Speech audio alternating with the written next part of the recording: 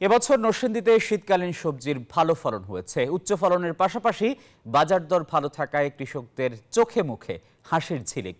বিস্তারিত জানাতে নরসিংদী থেকে সরাসরি যুক্ত হচ্ছেন সহকর্মী হৃদয় খান। হৃদয়, কৃষক পর্যায়ে সবজির দামের সাথে খুচরা বাজারের দামের পার্থক্য কেমন? সবজির দাম নিয়ে কৃষকরা কি বলছেন? ধন্যবাদ টিপু। আমি এই মুহূর্তে রয়েছি নরসিংদী সদর উপজেলার শিলমান্দি ইউনিয়নে। আপনাকে একটু দেখাতে চাই, এখানে কিন্তু বিস্তীর্ণ মাঠ জুড়ে শীতকালীন সবজির যে আবাদ সেটি করছেন কৃষকরা।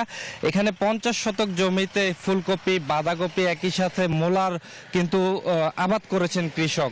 কথা বলেছিলাম কৃষকের সাথে, তিনি আমাদেরকে যেমনটি জানিয়েছেন কম খরচে লাভ বেশি হয়, তারা কিন্তু দিন দিন উদ্বুদ্ধ হচ্ছেন এই শীতকালীন সবজি চাষে এবং সেই সাথে স্থানীয় চাহিদা মিটিয়ে এখানকার সবজি কিন্তু রপ্তানি হয়ে থাকে ঢাকা সহ আশেপাশের জেলাগুলোতে এবং সবকিছু মিলিয়ে কিন্তু নরসিংদীতে খুব ভালো ফলন হয়েছে। এই ছিল আমার কাছে নরসিংদী থেকে সর্বশেষ। ফিরে যাব স্টুডিওতে টিপোর কাছে। টিপো।